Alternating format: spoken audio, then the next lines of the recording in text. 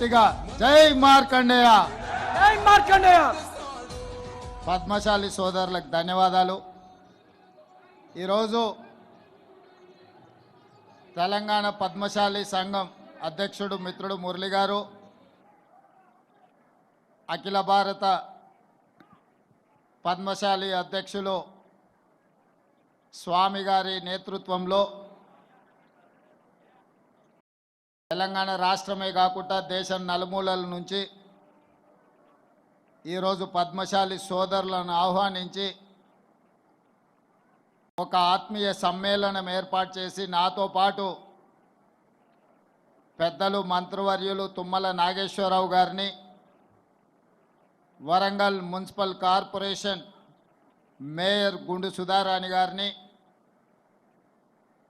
మిత్రుడు మాజీ whip mineral development corporation chairman Eravatri Anil గారిని, అదేవిధంగా ఐఏఎస్ ఆఫీసర్ నరహరి గారిని, ఇతర పద్మశాలి సంఘ ప్రముఖులను, ఆత్మీయ బంధువులైన పద్మశాలి సోదర సోదరీమణులను అందరిని ఆహ్వానించి ఈరోజు ఈ గొప్ప సమావేశాన్ని ఏర్పాటు చేసి మీ ఐక్యతను చాటడమే కాకుండా ఈ ప్రజాప్రభుత్వాన్ని ఆశీర్వదించడానికి విచ్చేసినందుకు మీకు అందరికీ మనస్ఫూర్తిగా ధన్యవాదాలు తెలియజేస్తున్నా. మిత్రులారా, పద్మశాలి సోదరులు ఆత్మ గౌరవమే కాదు త్యాగంలో కూడా ముందుంటారు. దీనికి ఉదాహరణ కొండా లక్ష్మణ్ బాపూజీ గారు. ఆనాటి తెలంగాణ ప్రజలు తొలి తెలంగాణ ఉద్యమంలో తెలంగాణ రాష్ట్రాన్ని సాధించాలి అని, తెలంగాణ రాష్ట్ర సాధననే ఈ ప్రాంత బడుగు బలహీన దళిత గిరిజన మైనారిటీ వర్గాల యొక్క అభ్యున్నతని లక్షలాదిగా నాడు ఉద్యమ బాట పట్టిండ్రు. ఆ ఉద్యమ సందర్భంగా చాలామంది ఉద్యమకారులు ప్రజానాయకులైనరు, ప్రజాప్రతినిధులైనరు, ఎమ్మెల్యేలు, ఎంపీలుగా మారినరు. వాళ్ళందరూ రాజకీయ ప్రయోజనం పొందితే ఒకే ఒక్కడు కొండా లక్ష్మణ్ బాపూజీ గారు ఉన్న శాసనసభ సభ్యత్వమే కాదు, మంత్రి పదవికి కూడా రాజీనామా చేసి మళ్ళీ ఏదైనా బాధ్యత చేపట్టాలి అంటే ప్రత్యేక తెలంగాణ రాష్ట్రంలోనే చేపడతాని పదవి త్యాగం చేసి వారు బ్రతికున్నంత కాలం ఏ పదవిని తీసుకోకుండా త్యాగానికి మారు పేరుగా ఈ దేశంలోనే కొండా లక్ష్మణ్ బాపూజీ గారు ఆదర్శంగా నిలబడ్డారు. జలదృశ్యంలో మళ్ళీ తెలంగాణ ఉద్యమం, ఆ నాయకుల పేర్లు ప్రస్తావించదలుచుకోలేదు, కానీ తెలంగాణ ఉద్యమం చెయ్యాలి అని రాజకీయ పార్టీని పెడితే వాళ్ళు కానీ వాళ్ళకు కావాల్సిన వాళ్ళు కానీ వాళ్ళ బంధువులు కానీ ఎవరు నిల్వ నీడ కూడా ఇవ్వలేదు. కానీ త్యాగానికి మారు పేరైన కొండా లక్ష్మణ్ బాపూజీ గారు ఆహ్వానించి నక్లెస్ రోడ్డు మీద సచివాలయం ఎదురుగా జలదృశ్యాన్ని దశాబ్దాలుగా వారు నివసిస్తున్న సొంత ఇంట్లోనే సాదరంగా ఆహ్వానించి ఆ రాజకీయ పార్టీకి పురుడు పోచింది కొండా లక్ష్మణ్ బాపూజీ గారు అని చెప్పి నేను సందర్భంగా తెలియజేస్తున్నా. వారు వీరికి నీడనిచ్చిండ్రని, ఆనాడు వారికి నిలువ నీడ లేకుండా ఆనాటి ప్రభుత్వాలు చేసినా కొండా లక్ష్మణ్ బాపూజీ గారు భయపడలేదు. నేనున్నదే ఈ ప్రజల కోసం, నా త్యాగాన్ని ప్రజలు గుర్తు పెట్టుకుంటారు, ఈ ప్రజల కోసం సర్వం త్యాగం చేస్తా అని ముందు వరుసన నిలబడ్డది కొండా లక్ష్మణ్ బాపూజీ గారు.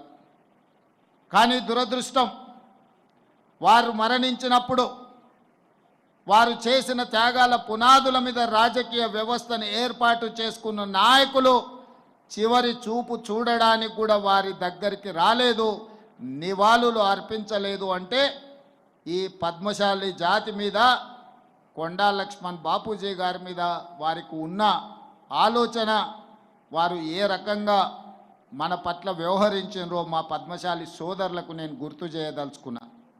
అదేవిధంగా ఈనాడు ఈ వేదిక మీద నుంచి తెలంగాణ ఉద్యమకారులకు మా పద్మశాలి సోదరులకు నేను గుర్తు చేయదలుచుకున్నా. మళ్ళీ తెలంగాణ ఉద్యమంలో తెలంగాణ రాష్ట్ర సాధననే సమస్యకు పరిష్కారమని ఆలే నరేంద్ర గారు అంటే చాలామంది గుర్తుపడతారో లేదో నాకు తెలియదు, కానీ టైగర్ నరేంద్ర అంటే తెలియని వాడు లేడు గల్లీ నుంచి ఢిల్లీ వరకు. తెలంగాణ సాధన సమితి పేరు మీద టైగర్ నరేంద్ర గారు మళ్ళీ తెలంగాణ ఉద్యమంలో ముందు బాగాన నిలబడి వారు తెలంగాణ ఉద్యమాన్ని ముందుకు నడిపించారు. వారు అలాగే ఉంటే వారి ద్వారా తెలంగాణ రాష్ట్ర సాధన జరిగితే పద్మశాలి సోదరులకు కీర్తి ప్రతిష్టలు గొప్ప పేరు వస్తుందని వారిని సాదరంగా ఆహ్వానించి సొంత పార్టీలో కలుపుకుంటే ఆనాడు వారిని కేంద్ర మంత్రిగా మన్మోహన్ సింగ్ గారు ఆలే నరేంద్ర గారిని చేయడం జరిగింది. కాంగ్రెస్ పార్టీ అధికారంలోకి వచ్చిన తర్వాత ఆలే నరేంద్రను కేంద్రంలో మంత్రిగా వారు చేస్తే ఈ ధృతరాష్ట్రుడు ఆలే నరేంద్ర గారిని ధృతరాష్ట్ర కౌగిల్లో కౌగిలించుకొని ఖతం చేసిన కథ ఈరోజు మా పద్మశాలి సోదరులకు నేను గుర్తు చేయదలుచుకున్నా. నరేంద్ర గారి పోరాటం, నరేంద్ర గారి త్యాగం లేకుండా మళ్ళీ తెలంగాణ ఉద్యమం ముందుకు జరగలేదన్నది నిజం కాదా? ఈరోజు తెలంగాణ ఉద్యమంలో, తెలంగాణ సాధనలో, తెలంగాణ పునర్నిర్మాణంలో మా పద్మశాలి సోదరుల పాత్ర ఎంతయ్యా అంటే, జోలె పట్టుకొని సిరిసిల్లకు వస్తే జోలులో ఓట్లు నోట్లేసింది మా పద్మశాలి సోదరులు గారా? ఈరోజు అధికారాన్ని వెలుగబెడుతున్న వ్యక్తులకు, కుటుంబాలకు ఈరోజు రాజకీయ నిలువ నీడనిచ్చింది సిరిసిల్లలో మా పద్మశాలి సోదరులు కాదా అని చెప్పి నేను ఈ సందర్భంగా గుర్తు చేయదలుచుకున్నా. ఏ సందర్భం వచ్చినా, ఏ అవకాశం వచ్చినా ఒక రాజకీయ పార్టీని, నాయకులను, ఆ కుటుంబాన్ని మా పద్మశాలి సోదరులు ఆదరించి ఆహ్వానిస్తే మా పద్మశాలి సోదరులు ఉత్పత్తి చేసిన బతుకమ్మ చీరల బిల్లులు కూడా బకాయిలు పెట్టి ఈ ప్రభుత్వాన్ని మాకు అప్పచెప్పడం జరిగింది. ఈరోజు సోదరిమణి గుండు సుధారాణి గారు రాజ్యసభ ఈనాడు నేను ఓటేసిన, ఈనాడు వారు మేయర్గా కొనసాగించడానికి సోదరిమణి వచ్చి నన్ను కలిస్తే ఉండాలి సోదరిమణి, మా పద్మశాలి సోదరిమణి ఉండాలి అనుకున్నాం. ఈరోజు నేను గుర్తు చేయదలుచుకున్న రాపోలు ఆనంద భాస్కర్ కాంగ్రెస్ పార్టీ ఆఫీసులో దాదాపుగా 35 సంవత్సరాలు నిస్వార్థంగా సేవలు అందించిన రాపోలు ఆనంద భాస్కర్ని సోనియా గాంధీ గారు రాజ్యసభకు ఒక్క రూపాయి కూడా ఖర్చు లేకుండా పద్మశాలి సోదరుడు రాపోలు ఆనంద భాస్కర్ని రాజ్యసభకు సోనియా గాంధీ గారు పంపించలేదా? ఈరోజు ఈ వేదిక మీద ఉన్న మా మిత్రుడు అనిల్ని విప్గా నియమించింది శ్రీమతి సోనియా గాంధీ గారు, కాంగ్రెస్ పార్టీ అన్న సంగతి కూడా మా మిత్రులకు నేను గుర్తు చేయదలుచుకున్నా. ఇదే కాదు, ఈనాడు నాకు అవకాశం వస్తే నా మిత్రుడైన ఎరావత్రి అనిల్ని తెలంగాణ మినరల్ డెవలప్మెంట్ కార్పొరేషన్ చైర్మన్గా నియమించి అత్యంత కీలకమైన గనుల శాఖను నిర్వహించే బాధ్యతను ఈరోజు మిత్రుడికి ఇవ్వడం జరిగింది. ఏ అవకాశం వచ్చినా పద్మశాలి సోదరులను ఆదుకోవాలి, మీ అభ్యున్నతి కోసం కృషి చేయాలి, మిమ్మల్ని ఆర్థికంగా నిలబెట్టాలి, ఆత్మగౌరవంతో మీరు బ్రతికే విధంగా ఈ ప్రభుత్వం మీకు వెసులుబాటు కల్పించాలన్న ఆలోచననే లక్ష్యమే మా ప్రభుత్వం యొక్క విధానము అని చెప్పి నేను ఈ సందర్భంగా చెప్పదలుచుకున్న సోదరులారా. ప్రత్యేక రాష్ట్రం ఏర్పడిన తర్వాత Indian institute of handloom technology మన రాష్ట్రానికి లేదు. 10 సంవత్సరాల నాటి ప్రభుత్వం ఆ ప్రయత్నం చేయలే. చదువుకోవాలంటే ఎక్కడనో నెల్లూరులో ఉన్న ఇన్స్టిట్యూట్కో ఇంకెక్కడికో మా సోదరులు వెళ్ళాల్సిన పరిస్థితి ఉంటే నేను ముఖ్యమంత్రి అయిన మరుక్షణం మా పద్మశాలి సోదరులు నాకు గుర్తు చేస్తే కేంద్ర ప్రభుత్వం దగ్గరికి వెళ్ళి కేంద్ర ప్రభుత్వంతో మాట్లాడి ఈరోజు IIHT సాధించడమే కాదు, దానికి కొండా లక్ష్మణ్ బాపూజీ గారి పేరు పెట్టి వారి గౌరవాన్ని, పద్మశాలి సోదరుల ఆత్మగౌరవాన్ని నిలబెట్టాలి అని చెప్పి ఈరోజు మనం నిర్ణయం తీసుకున్నాం. ఇంతకుముందు మిత్రుడు మురళి గారు అడిగినారు, ఆసిఫాబాద్ మెడికల్ కాలేజీలో కొండా లక్ష్మణ్ బాపూజీ గారు పేరు పెట్టాలి అని. వాస్తవంగా వారు ఆదిలాబాద్ జిల్లాకు సంబంధించిన వారు, నల్గొండ జిల్లాలో ప్రజాప్రతినిధిగా రాణించిన వారు, తెలంగాణ రాష్ట్ర సాధనలోనే ఒక ఆదర్శ మూర్తిగా ఉన్న కొండా లక్ష్మణ్ బాపూజీ గారి పేరును ఆసిఫాబాద్ మెడికల్ కాలేజ్కి పెడతాము అని చెప్పి ఈరోజు ప్రభుత్వం నిర్ణయం తీసుకుంటుంది. ఈ నిర్ణయాన్ని మా పెద్దలు తుమ్మల నాగేశ్వరరావు గారు ప్రభుత్వంలో ఆదేశాలు ఇచ్చే వరకు ఆ బాధ్యతను వారిని తీసుకోమని చెప్పి నేను ఈ వేదిక మీద నుంచి వారికి సూచన చేస్తున్నా. మిత్రులారా, మీ బకాయిలు కావచ్చు, మీ విద్యుత్ బిల్లులు కావచ్చు, మీ యార్ను డిపో కావచ్చు, ఇతర చాలా అంశాలను ఎప్పటికప్పుడు నా దృష్టికి వచ్చినప్పుడు ఎంబడెంబడే వాటిని పరిష్కరిస్తూ ముందుకు వెళ్ళిన. రైతన్నలకు ఎంత ప్రాధాన్యత ఇచ్చినో ఈరోజు మా నేతన్నలను కూడా అంతే ప్రాధాన్యత ముందుకు నడిపించాలని మా ప్రభుత్వ విధానపరమైన నిర్ణయం తీసుకున్నది. అందుకే ఇవాళ ఈ ప్రభుత్వం మీది, మీ సోదరుడు రేవంత్ అన్న తెలంగాణ రాష్ట్రానికి ముఖ్యమంత్రిగా ఉన్నాడు. మీకు కావాల్సిన పనులన్నీ చేయించుకోండి, చేయించుకోకపోతే అది మీ తప్పు అవుతుంది, నా తప్పు కాదు. మీరు అడిగింది ఇవ్వడం నా కర్తవ్యం. నా కర్తవ్యాన్ని నిర్వహించడంలో నేను ఎప్పుడు వెనక అడుగు వేయను. మీకందరికీ తెలుసు, కష్టం వచ్చినా నష్టం వచ్చినా ఇబ్బందులు వచ్చినా ఏదొచ్చినా ఎదుర్కొని నిలబడ్డ నేను ఈరోజు మీ అందరి ఆశీర్వాదంతో తెలంగాణ రాష్ట్రానికి రెండవ ముఖ్యమంత్రిగా అత్యంత చిన్న వయసులోనే ఈరోజు ఈ బాధ్యత నాకు వచ్చింది. ఈరోజు నాకు ఏ చీకు చింత లేదు, ఏ వ్యసనాలు లేవు, ఏ అవసరాలు లేవు. నాకున్నదల్లా నన్ను ఆశీర్వదించిన ఈ సమాజానికి ఏదైనా చేయాలన్న తపన తప్ప, నాకు అండగా నిలబడ్డ కుటుంబాలను వాళ్ళ బిడ్డగా ఈరోజు ఆదుకోవాలన్న ఆలోచన తప్ప నాకు ఇంకొకటి లేదు. ఇవాళ నేను ఆశిస్తున్నది మీ అభిమానాన్ని.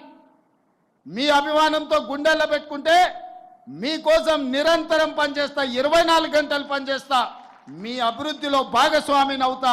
మిమ్మల్ని ఏ విధంగా ఆదుకోవాలనో ప్రణాళికలు మీరు తీసుకొని రండి. ప్రభుత్వంలో ఆమోదింపజేసే బాధ్యత నాది. బతుకమ్మ చీరలు నేను ఎక్కువ విమర్శించదలుచుకోలేదు, కానీ ఇచ్చిన చీరలు తీసుకొచ్చి పొలాల గట్లల్లో పిట్టలను బెదరగొట్టడానికి కట్టడం తప్ప మా ఆడబిడ్డలు కట్టుకునే సందర్భం ఎక్కడన్నా ఉందా? కానీ మా నేతన్నల వృత్తి దెబ్బతింటుంది. వాళ్ళకు అంతకుముందు ప్రభుత్వం ఆర్డర్లు ఇచ్చింది, ఈ ప్రభుత్వం వచ్చింది అని ఆపితే అప్రతిష్ట పాలవుతామని చెప్పి మా ప్రిన్సిపల్ సెక్రటరీ గారు, మా ఎరావత్ అనిల్ గారు, అదేవిధంగా మా తుమ్మల నాగేశ్వరరావు గారు నా దృష్టికి వచ్చారు. నేను ఆలోచన చేసిన, నిజంగానే కుల వృత్తులను చేతి వృత్తులను అంతరించి పోనీయొద్దు, వాటిని కాపాడాలంటే ఏం చేయాలని ఆలోచన చేసి ఈ తెలంగాణ రాష్ట్రంలో 65 లక్షల మంది ఆడబిడ్డలు స్వయం సహాయక సంఘాలలో సభ్యులుగా ఉన్నారు.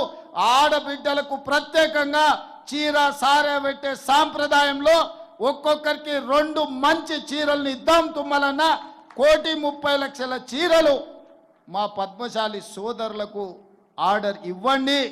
ఖర్చు ఎంతైనా పర్వాలేదు, ఖర్చుకు వెనకాడకండి.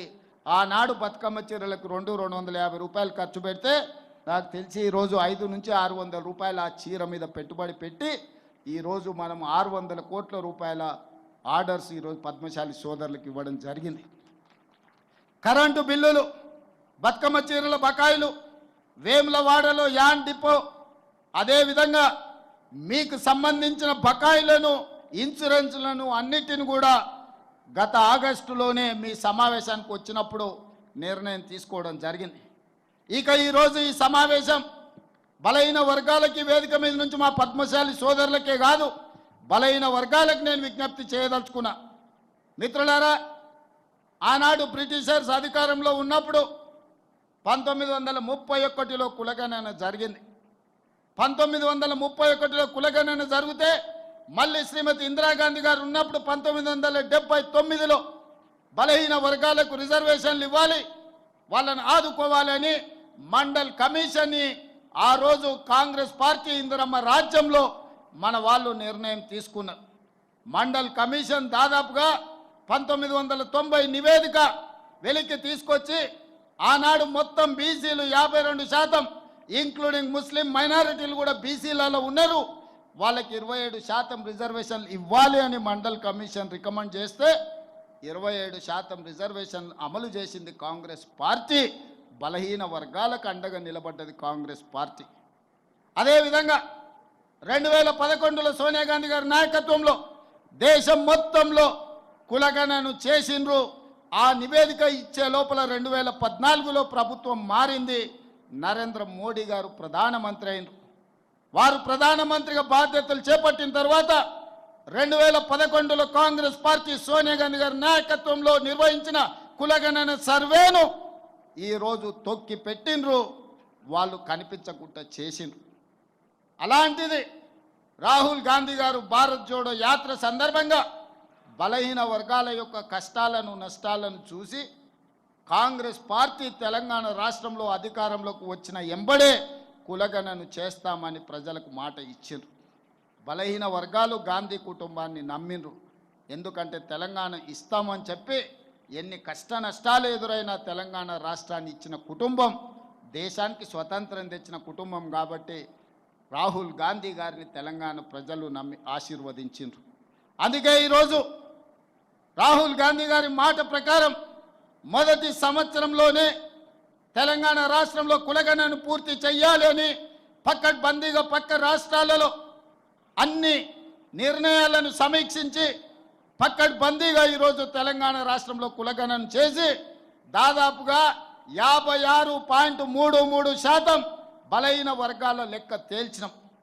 ఇవాళ నేను లెక్క తేలిస్తే తప్పుల తడక అని కొంతమంది వితండవాదం చేస్తున్నారు. వాళ్ళు నేను 60 రోజులు కష్టపడి 103,000 మంది ప్రభుత్వ ఉద్యోగులను 37,000 మంది కంప్యూటర్ డేటా ఎంట్రీ ఆపరేటర్లను పెట్టి దాదాపుగా 1,50,000 సిబ్బంది ఐఏఎస్లను, అదేవిధంగా కలెక్టర్లను, జాయింట్ కలెక్టర్లను, మండల స్థాయి గ్రామ స్థాయి వరకు 94,500 ఎన్యుమరేటర్లను లెక్కబెట్టి ప్రతి వాడిని ఇంటింటికి పంపించి ప్రతి వాడు 150 ఇండ్లు ప్రతిరోజు 10 ఇండ్లలోనే లెక్క తేల్చండి, ఎక్కువ రాసుకొస్తే తప్పులు రాసుకొస్తారని చెప్పి ప్రతి ఇంటికి పంచి పక్కడ్బందీగా లెక్కలు చేసి ఆ ఇంటి యజమాని సంతకం తీసుకొని ఈరోజు లెక్కలు తీసినాం. పక్కా లెక్క ఎప్పుడైతే తీసినామో ఇది ఇష్టం లేనోళ్ళు ఈ లెక్క తప్పుల తడకంటారు. నేను ఈ వేదిక మీద నుంచి సూటిగా అడుగుతున్న బీజేపీ బీఆర్ఎస్ వాళ్ళను, లెక్క తప్పన్నుడు కాదు, ఎక్కడ తప్పుందో మీరు చూపించండి అని నేను సవాలు విసిరిన శాసనసభలో. తోక ముడిసిండ్రు, ఉరికిపోతారాడ నిలబడతారు, ఈ లెక్క తప్పంటారు. చూపిత్రా నేను దగ్గరకు పోతే ఇంకా కొంచెం ఆ సూటి ఉరుకుతారు తప్ప ఆ లెక్క ఎక్కడ తప్పుందో చెప్పడం లేదు. ఎందుకంటే ఇవాళ ఈ లెక్క పక్కాగా తేలి రేపు అసెంబ్లీలో తీర్మానం చేసి చదువులో, విద్య, ఉద్యోగంలో, రాజకీయాలలో 42% రిజర్వేషన్లు ఇవ్వాలని అసెంబ్లీలో నేను తీర్మానం చేస్తే అది నరేంద్ర మోడీ గారి మెడ మీద కత్తిలా వేలాడుతుంది. ఈ బలహీన వర్గాలకు 42% రిజర్వేషన్ వస్తే వీళ్ళు అధికారంలో వాటా అడుగుతారని చెప్పి ఇవాళ బీఆర్ఎస్ వాళ్ళు, బీజేపీ వాళ్ళు ఈ లెక్క తప్పని ఒక తొండి మానదట చేస్తున్నారు. నేను అడుగుతున్నా, ఆనాడు మండల్ కమిషన్ కాంగ్రెస్ పార్టీ వేయబట్టే కదా ఆనాడు లెక్క చేసి ఈరోజు 27% బలహీన వర్గాలకు రిజర్వేషన్లు అందుతున్నది. విద్యా ఉద్యోగాలలో మిత్రుడు అనిల్ చెప్పినట్టు ఆ రిజర్వేషన్లే కదా ఇవాళ నరహరినైనా శ్రీధర్నైనా చాలామంది మా పద్మశాలి సోదరులు ఐఏఎస్లు అయ్యిండ్రు అని అంటే, ఉన్నతాధికారులు అయ్యిండ్రంటే ఆ రిజర్వేషనే కదా. ఆనాడు ఆ లెక్క తప్పని ఇట్లనే ఎవడైనా తొండి వాదన్నో మొండి వాదన్నో చేసి ఉంటే ఆ లెక్కలను పరిగణలోకి తీసుకోకపోతే బలహీన వర్గాలకు 27% రిజర్వేషన్ వస్తుండేనా? ఈనాడు నేను చేసిన లెక్కను తప్పు పడితే ఈ లెక్కను పక్కన పెడితే మీకు ఏ రకంగా 42% రిజర్వేషన్ వస్తుందో మా సోదరులను ఆలోచన చేయండి అని నేను అంటున్నా. దీని వెనకాల ఉన్న కుట్రను మీరు గమనించండి. ఇవాళ నేను చేసిన లెక్క సరిగ్గా అని తేలి 42% రిజర్వేషన్లు పెంచి విద్య, ఉద్యోగ, ఉపాధి, రాజకీయాలలో మీ చైతన్యం పెరిగి మీ అవకాశాలు వస్తే రేపు మన పరిపాలన, మన నిర్ణయాలు మనమే తీసుకుంటే బలహీన వర్గాలకు హక్కు వస్తుంది. వాళ్ళ హక్కులను కాలరాయాలి, వాళ్ళ గొంతును నులిమేయాలని ఈరోజు కుట్ర జరుగుతుంది. సోదరులారా, మీరు ఆలోచన చేయండి. ఈరోజు ఈ లెక్క తప్పు చేస్తే నాకేమైనా లాభం వస్తుందా? చంద్రశేఖరరావు గారు సమగ్ర కుటుంబ సర్వేలో తేల్చిన లెక్క 51%. కానీ మీ సోదరుడు రేవంత్ అన్న చేసిన సామాజిక ఆర్థిక రాజకీయ విద్య ఉద్యోగ కులగణన సర్వేలో 56.33% లెక్క తేల్చి దాదాపుగా 6% పెంచి నేను లెక్క చూపించిన. చంద్రశేఖరరావు గారు ఉన్నత కులాలది 21% అని లెక్క తేలిస్తే నేను పెట్టిన లెక్కలలో 15.28% అని లెక్క తేలింది. ఈ రకంగా పక్కా లెక్క నేను తేలిస్తే ఈరోజు ఆ లెక్కను తప్పంటుండ్రు. ఒకవేళ ఈ లెక్కన పక్కన పెడితే మీకు 42% రిజర్వేషన్ ఎట్లొస్తుందో మీరు చెప్పండి అని నేను మిమ్మల్ని అడుగుతున్నా. మిమ్మల్ని సూచన చేయమని అడుగుతున్నా. వేదిక మీద ఉన్న పెద్దల్ని ఆలోచన చేయమని అడుగుతున్నా. చదువుకున్న వాళ్ళని విశ్లేషించమని నేను అడుగుతున్నా. ఇవాళ ఈ లెక్క తప్పని పక్కన పెడితే మీకు శాశ్వతంగా రిజర్వేషన్లు పెరగవు. ఇది ఒక కుట్ర. ఇవాళ తెలంగాణ రాష్ట్రం ఒక మోడల్గా దేశం మొత్తం మీద రాహుల్ గాంధీ గారు తీసుకొని ఈరోజు ప్రయాణం మొదలుపెట్టారు. మన బీహార్లో చెప్పిండు, నిన్న గుజరాత్లో చెప్పిండు, మేము తెలంగాణలో లెక్క తేల్చినట్టు దేశం మొత్తం మీద కులగణన చేస్తాం, బలహీన వర్గాల రిజర్వేషన్లు పెంచుతాం, 50% నిబంధన ఏదైతుందో నిబంధనను తొలగిస్తాం, చట్ట ప్రకారం సుప్రీంకోర్టు ఆమోదంతో బలహీన వర్గాలకు 42% రిజర్వేషన్ ఇస్తా అని రాహుల్ గాంధీ గారు చెప్తున్నారు. దానికి మొట్టమొదటి పునాది రాయి ఈరోజు తెలంగాణలో పడ్డది. దీని ఆదిలోనే, దీని పురిటిలోనే గొంతు నొక్కాలని కొంతమంది కుట్ర చేస్తుండ్రు. కుట్రదారులను తిప్పుకొట్టండి సోదరులారా. మీ శక్తిని, మీ యుక్తిని ప్రదర్శించండి, నాకు అండగా నిలబడండి. నేను చేసి చూపిస్తా. 42% రిజర్వేషన్లు సాధించి మీ అభ్యున్నతి కోసం పాటుపడతా. అదే కాదు, ఈరోజు పద్మశాలీలు ఇక్కడనే కాదు, మహారాష్ట్ర ఎన్నికలలో నన్ను ప్రచారానికి పిలిచిండ్రు, సోలాపూర్ పిలిచిండ్రు. నాకు అర్థం కాలేదు, సోలాపూర్లో నాకేమున్నది, నన్నెందుకు పిలుస్తారని. ఆడికి పోతే మా పద్మశాలి సోదరులు మార్కండే భవన్కు తీసుకెళ్ళిండ్రు.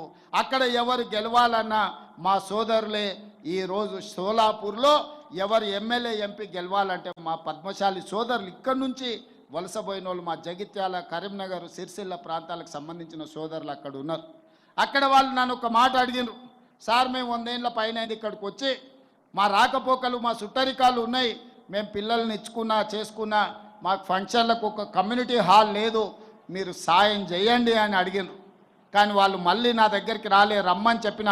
ఈరోజు వేదిక మీద నుంచి ఆ సోలాపూర్లో మార్కండే భవనం నిర్మించుకోవడానికి ₹1 కోటి తెలంగాణ ప్రభుత్వం నిధులను కేటాయిస్తుంది. సోలాపూర్లో కూడా మన ఆత్మగౌరవం నిలబెట్టే మార్కండే భవనాన్ని మనం నిర్మించుకుందామని చెప్పి నేను వేదిక మీద నుంచి ప్రకటన చేస్తున్నా. ఎందుకంటే ప్రణతి షిండే ఒకప్పుడు మన గవర్నర్గా, కేంద్ర హోంశాఖ మంత్రిగా పనిచేసిన సుశీల్ కుమార్ షిండే గారు, వారి కూతురు ఈరోజు ఎంపీ అక్కడి నుంచి, వారు కూడా నన్ను అడిగినరు, తప్పకుండా అక్కడ ₹1 కోటి ఇచ్చి మార్కండే భవనాన్ని నిర్మిద్దామని తెలియజేస్తున్నా. ఇదే కాదు, శివసేన ఉద్ధవ్ ఠాక్రే కొడుకు ఆదిత్య ఠాక్రే ముంబై, వర్లీ నన్ను ప్రచారానికి పిలిచిండు. ముంబైలో మనకేముందయా పోవడానికని నేను అనుకున్నా. అక్కడికి పోగానే మన పద్మశాలి సోదరులు వచ్చిండ్రు. అక్కడ కూడా మార్కండే భవనం ఉంది, మార్కండే మందిరం ఉంది.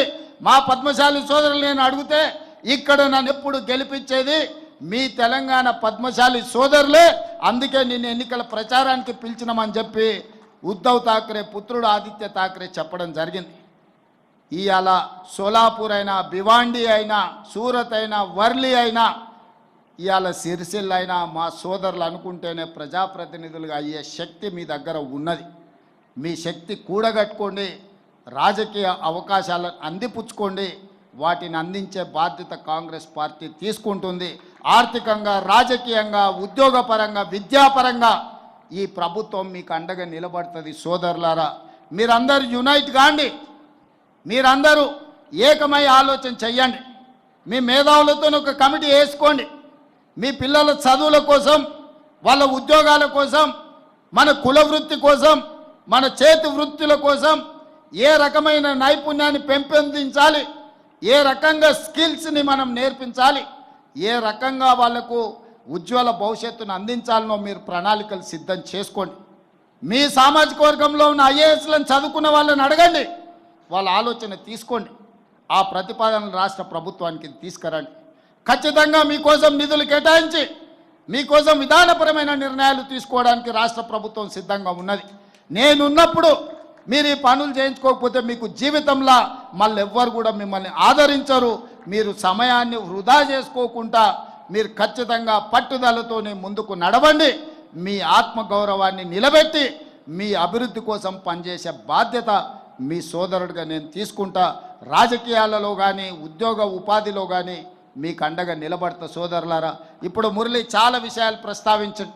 వాటన్నిటికీ మా ఉప ముఖ్యమంత్రి ఆర్థిక మంత్రి బట్టి విక్రమార్క గారిని, మా తుమ్మల నాగేశ్వరరావు గారిని ఒక సమీక్ష చేయమని నేను సూచన చేస్తున్నా. మీ తరఫున ఇవన్నీ కూడా తీసుకెళ్ళి వారితోని చర్చించండి.